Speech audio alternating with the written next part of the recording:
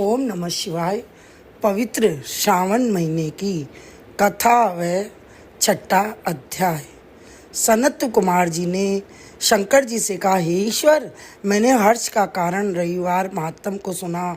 अब आप श्रावण महीने के सोमवार व्रत के महात्म को कहें। ईश्वर ने सनत कुमार से कहा, हे सनत कुमार, रवि मेरी आँख है, उनका श्रेष्ठ महात्म है। पार्वती के सहित क्या मेरे सोम का नाम महात्म का वर्णन हो सकेगा? मुझसे इसके महात्म का जो कुछ वर्णन हो सकेगा उसे आपसे मैं कहता हूँ। चंद्रमा का सोम नाम है, ब्राह्मणों के राजा सोम है, यज्ञ साधन सोमलता का नाम है। इन नामों के कारण को एकाग्र होकर मुझसे सुनो। यह वार मेरा ही स्वरूप है, अतः सोम इसका नाम कहा गया है। हे विप्र, इसकी व्रत विधि सुनो। मैं विस्तार से आपको कहता हूँ। 12 महीनों में सोमवार का व्रत करना बहुत अति उत्तम है। यदि 12 महीनों में व्रत करने की सामर्थ्य न हो तो श्रावण मास के सोम का व्रत अवश्य करें। इस महीने में सोम का व्रत करने मात्र से 1 साल व्रत करने के फल हेतु फल का भागी होता है। और श्रावण शुक्ल पक्ष प्रथम सोमवार के दिन सोम व्रत का संकल्प करे। सोम का व्रत करूँगा, इस व्रत में से शिव जी बहुत प्रसन्न हो जाते हैं। चारों सोमवार के दिन सुबह संकल्प करे। यदि श्रावण महीने में 5 सोमवार हो जाए तो 5 ही सोमवार के दिन में संकल्प कर शाम को शिव जी का अर्चन करे। सायंकाल में श्री शिव जी का षोडशोपचार से पूजन करे और एकाग्र मन से श्री शिव जी की कथा का श्रवण करे। मैं इस सोमवार व्रत विधि को कहता हूँ, आप सुनो। श्रावण महीने के पहले सोमवार की उत्तम विधि नियम को ग्रहण करे। अच्छे प्रकार से नहाकर शुद्ध हो, सफ़ेद वस्त्र ग्रहण कर और काम, क्रोध, लोभ, अहंकार, द्वेष, चुगलखोरी आदि का त्याग करे। मालती, मल्लिका आदि सफ़ेद पुष्प तथा नाना प्रकार के पुष्प और अभिष्ट उपचारों से मूल मंत्र नमः शिवाय या त्र्यंबकम मंत्र से अर्चन करें।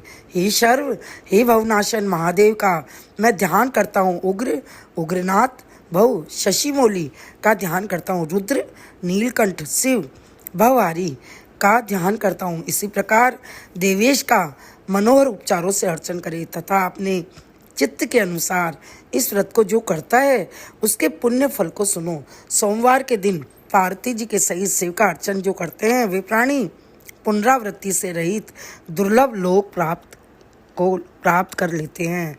इस महीने में नक्त व्रत के पुण्य को संक्षेप मात्र से कहता हूँ। देव तथा दानवों से 7 जन्म के अभेद जो पाप हैं वे सब नक्त भोजन से नष्ट होते हैं। इसमें कोई विचार न करे। इस उत्तम व्रत को उपवास द्वारा करे। पुत्रेच्छा वाला पुत्र और धन इच्छा वाला धन को प्राप्त कर लेता है। जिस प्राणी जिस वस्तु की इच्छा कर लेता है उसका फल उसे अवश्य प्राप्त हो जाता है। इस लोक में बहुत समय तक रहकर अपने इष्ट भोग पदार्थ को भोग अंत में उत्तम विमान द्वारा रुद्र लोक में जाकर पूजित हो जाता है। मन, धन और जीवन को चलायमान जानकर प्रयत्न से व्रतों उद्यापन करे। धन षटता को छोड़ शक्ति अनुसार चांदी के वृषभ पर स्थित उस महेश्वर की प्रतिमा बनाए। सुंदर लिंग तो भद्र मंडप बनाकर उस पर घट को स्थापित करे।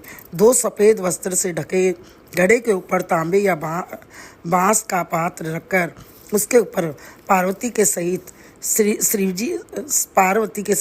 जी की प्रतिमा रखे। श्रुति, स्मृति और पौराणिक मंत्रों से शिव का अर्चन करे। पुष्प का मंडप बनाकर उसके ऊपर एक रमणीक चंदोआ बांध दे। रात के समय गीत तथा वाद्य शब्द द्वारा जागरण करे। अपने ग्रह सूत्र विधान द्वारा बुद्धिमान अग्नि का स्थापना करे। सर्व भवनाश आदि 11 नाम से होम करे। पलाश के लकड़ी के 108 आहुति दे। यव, व्रीहि, तिल आदि द्वारा अध्यायस्य इस मंत्र से व्यवस्थमकम त्र्यंबकम मंत्र से बील पत्र का या षडक्षर मंत्र से हवन करे।